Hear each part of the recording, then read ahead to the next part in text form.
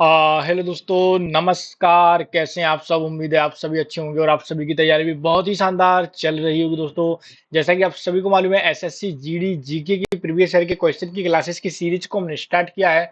और कुछ दिनों से क्लासेस, जैसा कि मैंने बता दिया था, रिदम में नहीं आ पाएंगी।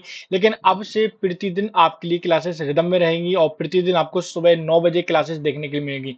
अभी हम लोग कुछ दिनों के लिए क्या करेंगे, प्रीवियस ईयर के क्वेश्चन देखेंगे। और जैसे ही हम ये प्रीवियस ईयर के क्वेश्चन सारे अपने समाप्त कर लेंगे, तो हम एक क्या करेंगे, एक जीके की सीरीज लेकर आएंगे, जो कि आपके आगामी एग्जाम के लिए बहुत ज्यादा महत्वपूर्ण हो जाएगा दोस्तों। आइए चलिए देर न करते हुए अपनी क्लास को फिर से स्टार्ट करते हैं। एक बार आपका बहुत बहुत स्वागत है द एग्जाम एक्सप्रेस के शानदार परिवार में दोस्तों। आज के जो प्रीवियस ईयर के क्वेश्चन देखने वाले हैं वे 2023 के एग्जाम कब हुआ था। तो एग्जाम हुआ था 6 तारीख दूसरे महीना 2023 में, यानी 6/2/2023 में हुआ था। 2022 में जो फॉर्म डले थे और सुबह 9 बजे वाली शिफ्ट का ये आपका पेपर है, ठीक है ना। उनके क्वेश्चन हम आपको सोल्व करेंगे। आइए चलिए देर न करते हुए अपनी क्लास को स्टार्ट करते हैं और देखते हैं अपने आज का पहला क्वेश्चन। जैसा कि यहाँ पर आप लोग सभी स्क्रीन पर देख रहे होंगे, आज का जो पहला क्वेश्चन क्या है, वह है भारत के संविधान का कौन सा अनुच्छेद अस्पृश्यता की अवधारणा को समाप्त करता है और किसी भी रूप से इसके व्यवहार को निषिद्ध करता है। दोस्तों याद रखिए, संविधान से रिलेटेड जितने भी क्वेश्चन है मैं सब आपको कराऊंगा। और अभी तो ये क्या है, शुरुआत है हमारी। आगे आगे आपको लोग देखते जाइए, आपके लिए ऑनलाइन टेस्ट भी कंडक्ट हम लोग कराएंगे, बिल्कुल फ्री रहेगा सारा। सब कुछ आपको क्लास में बताएंगे। चलिए बने रहिए क्लास की लास्ट तक। तो देखिए, भारत में संविधान का कौन सा अनुच्छेद अस्पृश्यता की अवधारणा को समाप्त करता है और उसके किसी भी रूप में इसके व्यवहार को निषेध करता है। दोस्तों ऑप्शन नंबर ए हो जाएगा 16, बी हो जाएगा यहाँ पर हमारा, दूसरा हो जाएगा 15, तीसरा ऑप्शन हो जाएगा यहाँ पर हमारा 14 और फोर्थ ऑप्शन हो जाएगा हमारा 17। याद रखिए कौन सा अनुच्छेद है। तो मैं अगर आपको यहाँ पर लिख दूं, तो अनुच्छेद नंबर कौन सा था? तो अनुच्छेद नंबर 17 है। कौन सा है? अनुच्छेद number 17। Option number 4 is the right answer, जो अस्पृश्यता की अवधारणा को समाप्त करता है। दोस्तों याद रखिए, तो ऑप्शन नंबर हमारा 4 यानी 17 इज द राइट आंसर। अनुच्छेद 17 में इसका उल्लेख किया गया है। अब बढ़ जाते हैं अगले क्वेश्चन और अपने दूसरा क्वेश्चन है, निम्नलिखित में से कौन सा भारत के स्वतंत्रता आंदोलन के लाल बाल पाल में से एक थे? याद रखिए, इंपोर्टेंट क्वेश्चन है।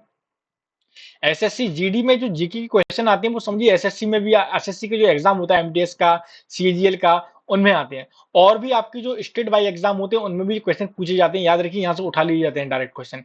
जैसे कि एक ये क्वेश्चन है। क्वेश्चन आपसे क्या पूछा जा रहा है यहाँ पर? आपसे यहाँ पर क्वेश्चन पूछा जा रहा है कि निम्नलिखित में से कौन भारत के स्वतंत्रता आंदोलन के लाल बाल पाल में से एक थे? दोस्तों ऑप्शन नंबर ए हो जाएगा यहाँ पर हमारा Jawaharlal Nehru. Option number B हो जाएगा यहाँ पर हमारा लाला राजपथ राय। और ऑप्शन नंबर बी हो जाएगा यहाँ पर दोस्तों हमारा, कौन सा हो जाएगा दोस्तों, चित्तरंजन दास। और फोर्थ ऑप्शन हो जाएगा लाल बहादुर शास्त्री। याद रखिए, भारत के स्वतंत्रता आंदोलन के लाल बाल पाल में से एक कौन थे दोस्तों? मैं अगर आपको यहाँ पर लिखकर बता दूं, तो लाला लाजपत राय थे। दोस्तों कौन थे? लाला राजपत राय थे। क्लियर यहां तक? ऑप्शन नंबर हमारा कौन सा हो जाएगा? दूसरा ऑप्शन बिल्कुल सही हो जाएगा। तो आइए चलते बढ़ते हैं अपने अगले क्वेश्चन और अपने तीसरे नंबर के क्वेश्चन को देखते हैं। दोस्तों क्वेश्चन क्या कहता है? तीसरे नंबर का क्वेश्चन कहता है, केवल खालिस्तान वर्ष से अधिक की आयु के भारतीय नागरिक किसी भी राज्य के राज्यपाल के पद पर नियुक्त के लिए पात्र होते हैं। तो उनकी आयु कितने वर्ष से अधिक होनी चाहिए, ये आपको बताना है। ऑप्शन नंबर ए हो जाएगा 28, ऑप्शन नंबर दूसरा हो जाएगा 25, तीसरा हो जाएगा 40 और फोर्थ ऑप्शन हो जाएगा 35। याद रखिए दोस्तों, तो केवल और केवल 35 प्लस यानी 35 वर्ष से अधिक की आयु के कोई भी भारतीय नागरिक किसी भी राज्य के राज्यपाल पद के लिए नियुक्ति के लिए पात्र होते हैं। ऑप्शन नंबर हमारा कौन सा सही हो जाएगा दोस्तों? तो ऑप्शन नंबर हमारा यहाँ पर हो जाएगा fourth is the right answer हो जाएगा। क्लियर यहाँ तक? दिक्कत तो नहीं किसी भी स्टूडेंट को? अच्छा, अगले क्वेश्चन की ओर बढ़ जाते हैं। और मैं आपको बता दूं, जिस दिन हमारी क्लास एसएससी में थोड़ी सी इंफॉर्मेशन दे दूं, एसएससी की जो क्लासेस है दोस्तों, एसएससी जीडी की, जिस दिन एसएससी जीडी की क्लास में प्रतिदिन हमारे 200 से, कितने दोस्तों, 200 से 300 व्यूज आने लगे। दोस्तों कितने? 200 से 300 व्यूज आने लगे। उस दिन से आपके लिए बिल्कुल फ्री, बिल्कुल फ्री वीक यानी संडे में एक बार ऑनलाइन टेस्ट कराया जाएगा। क्या कराया जाएगा? ऑनलाइन टेस्ट कराया जाएगा। याद रखिए, और आपको पीडीएफ भी प्रोवाइड कराई जाएगी। पीडीएफ भी आपको प्रोवाइड कराएगी। शर्त ये है दोस्तों, जिस दिन हमारे चैनल की क्लास जो हम आपके लिए प्रोवाइड करा रहे हैं 200 से 300 व्यूज आ जाएंगे। ये पूरा काम चल रहा है इस पर दोस्तों, ऑनलाइन टेस्ट पर। तो ये आपको हम प्रोवाइड कराना स्टार्ट कर देंगे। शर्त केवल इतनी सी है दोस्तों कि आप जितना हो सके क्लास को शेयर कीजिए। जो जो लोग एसएससी जीडी की तैयारी कर रहे हैं उन सभी को ज्यादा से ज्यादा शेयर करना है, ठीक है दोस्तों। चलिए अब फोर्थ नंबर का क्वेश्चन है, विषम का चयन करना है। इसमें से आपको बताना है विषम इनमें से क्या है। तो यहाँ पर देखिए संकेत आपको बता देता हूँ, वस्त्र उद्योग। मैं थोड़ा सा इसको इरेज कर देता हूँ ताकि आप लोगों को क्लियर दिखाई दे, ठीक है ना, कोई भी मन में डाउट्स नहीं होना चाहिए। चलिए चलिए, तो अब यहाँ पर देखिए कि विषम का चयन करना है। संकेत वस्त्र उद्योग, ऑप्शन नंबर एक हो जाएगा कपास उद्योग, बी ऑप्शन हो जाएगा, यानी दूसरा ऑप्शन हो जाएगा रेशम उद्योग, तीसरा ऑप्शन हो जाएगा विद्युत उद्योग, और फोर्थ हो जाएगा ऊन उद्योग। याद रखिए दोस्तों, विषम का चयन करना है। तो विषम का अगर हम चयन करेंगे तो वस्त्र उद्योग किससे संबंधित है, तो याद रखिए इसमें से विषम का चयन करना है तो विद्युत उद्योग। नॉर्मल सा है, बच्चे बच्चे भी इसका आंसर दे सकते हैं। एक दो क्वेश्चन एसएससी जीडी में जीके की ऐसे भी आ जाती हैं कि जिसको आंख मीच कर कोई भी टिक कर सकता है दोस्तों, ठीक है ना। तो यहाँ पर विद्युत उद्योग वस्त्र उद्योग से बिल्कुल अलग है। बाकी कपास उद्योग जानते हो वस्त्र उद्योग के अंतर्गत आता है। रेशम उद्योग जो हुआ दोस्तों वो भी वस्त्र उद्योग के अंतर्गत आता है। ऊन का उद्योग भी इसके अंतर्गत आता है। लेकिन विद्युत उद्योग का इससे कोई भी लेना देना नहीं है, इसलिए तीसरे नंबर का option is the right answer हो जाएगा। अब चलते हैं पांचवें नंबर के क्वेश्चन की ओर दोस्तों। पांचवें नंबर का क्वेश्चन क्या कहता है, क्वेश्चन कहता है निम्नलिखित में से कौन सी भारत में मीठे पानी की झील नहीं है। आपको इनमें से एक ऐसी झील के बारे में बताना है जो मीठे पानी की भारत में भी झील नहीं है। ऑप्शन नंबर ए हो जाएगा यहाँ पर हमारा लोकता, बी हो जाएगा सांभर, सी ऑप्शन हो जाएगा यानी तीसरे नंबर का हो जाएगा बड़ा पानी, और फोर्थ हो जाएगा भीमताल। यहाँ पर अगर देखने वाली बात है दोस्तों, भारत में इनमें से कौन सी मीठी पानी की झील नहीं है, तो याद रखिए दोस्तों सांभर झील जो है दोस्तों वह भारत में नहीं है मीठे पानी की। ऑप्शन नंबर दूसरा इसका राइट आंसर हो जाएगा। क्लियर है। अच्छा, जितने भी जो क्वेश्चन है याद रखिए प्रीवियस ईयर के क्वेश्चन है दोस्तों, PYQ। जितने भी क्वेश्चन मैं जो आपको करा रहा हूँ ये प्रीवियस ईयर के क्वेश्चन है, 2023 में जो आपसे पूछे गए थे जब 22 में फॉर्म डाला था। तो ऐसे इन्हीं पर आधारित आने वाले समय में हम आपके लिए क्लासेस लाएंगे। ऐसे ही क्वेश्चन होंगे दोस्तों, कुछ भी हटके नहीं होगा। और उन क्वेश्चनों और उन क्लासों की अलग बात ये होगी, हर क्वेश्चन के आंसर के बारे में आपको डिस्क्रिप्शन से थोड़ा सा बताया जाएगा विस्तार से कि इसका आंसर ऐसे है, यहाँ पर जो स्थित है। जैसे कि अगर एग्जाम्पल के तौर पर देखा जाए, मध्य प्रदेश की राजधानी भोपाल है, भोपाल को झीलों का नगर भी कहा जाता है, शहर भी कहा जाता है। तो इस प्रकार से और भी जो प्रसिद्ध प्रसिद्ध चीज है, वन विहार कहाँ पर है, तो इन इससे रिलेटेड हम आपको आंसर देंगे दोस्तों। अब जैसे छठवें नंबर का क्वेश्चन कहता है कि निम्नलिखित में से किस उपकरण का उपयोग हवा या गैस की आर्द्रता मापने के लिए किया जाता है। ऑप्शन नंबर ए हो जाएगा वायु वेग मापी, बी ऑप्शन हो जाएगा हाइड्रोमीटर, सी हो जाएगा तेज मापी, फोर्थ हो जाएगा आर्द्रता मापी। याद रखिए दोस्तों, हवा और गैस की आर्द्रता मापने के लिए कौन से कह सकते हैं, मापने के लिए कौन सी वस्तु का या कह सकते हैं गैजेट का हम उपयोग करते हैं, कौन सी मशीन का उपयोग करते हैं।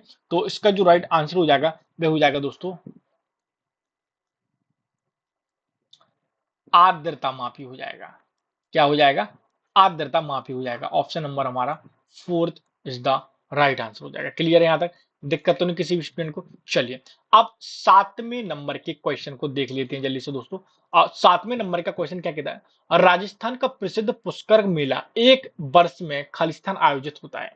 एक वर्ष में कितनी बार जो पुष्कर का जो प्रसिद्ध मेला है, जो राजस्थान है, अजमेर के पास पुष्कर है दोस्तों, और अजमेर भी एक प्रसिद्ध दरगाह है सूफी संत की।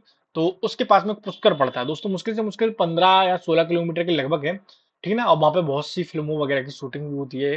तो और मैं आपको बता दूं कि राजस्थान के जो प्रसिद्ध पुष्कर का मेला है वर्ष में कितनी बार आयोजित किया जाता है। एक ऑप्शन हो जाएगा 4 बार, दूसरा ऑप्शन हो जाएगा 1 बार, तीसरा ऑप्शन हो जाएगा 3 बार, और फोर्थ हो जाएगा 2 बार। याद रखिए राजस्थान का जो प्रसिद्ध पुष्कर का जो मेला है दोस्तों, वह एक वर्ष में कितने बार आयोजित किया जाता है, तो वह किया जाता है 1 बार दोस्तों। कितनी बार, एक ही बार किया जाता है। ऑप्शन नंबर हमारा दूसरा इज द राइट आंसर हो जाएगा। अब बढ़ जाते हैं अपने आठवें नंबर के क्वेश्चन की, और मैं आपको बता दूं कि कुछ टाइम से सीपीसीडी की क्लासेस भी हम रेगुलर नहीं कर पा रहे थे, उनकी क्लासेस को भी स्टार्ट करेंगे। और एक चीज और बता दूं, 10 बजे 9 बजे सुबह क्या होती है हमारी, ये क्लासेस होती है एसएससी जीडी की जीके की। सुबह 9 बजे प्रतिदिन, सुबह 9 बजे कौन सी क्लास होती है, जीके की क्लास होती है, ठीक है ना, जीके की क्लास होती है। और इसके बाद हिंदी की हिंदी की क्लास 10 बजे है। कब है? सुबह 10 बजे। क्लियर, याद रखना किसके लिए? एसएससी जीडी के लिए। अब आ जाते हैं क्वेश्चन को। यू की भाबरी निम्नलिखित में से किस खेल से संबंधित है दोस्तों? क्या? यू की भांभरी, अच्छे से देख लीजिए क्या लिखा हुआ है। यू की भांभरी निम्नलिखित में से किस खेल से संबंधित है? ऑप्शन नंबर ए हो जाएगा टेनिस, बी हो जाएगा क्रिकेट, सी हो जाएगा यहाँ पर हमारा तीसरा ऑप्शन होगा बैडमिंटन और फोर्थ हो जाएगा बेसबॉल। याद रखना दोस्तों, मैं अगर आपको इसका राइट आंसर बता दूं, जो यू की भांभरी है वह किस खेल से संबंधित है, तो मैं अगर आपको यहाँ पर लिखकर बता दूं तो टेनिस से संबंधित है दोस्तों। किससे संबंधित है? टेनिस से। ऑप्शन नंबर एक हमारा बिल्कुल राइट आंसर हो जाएगा। आइए चलिए अगले क्वेश्चन को बढ़ते हैं दोस्तों।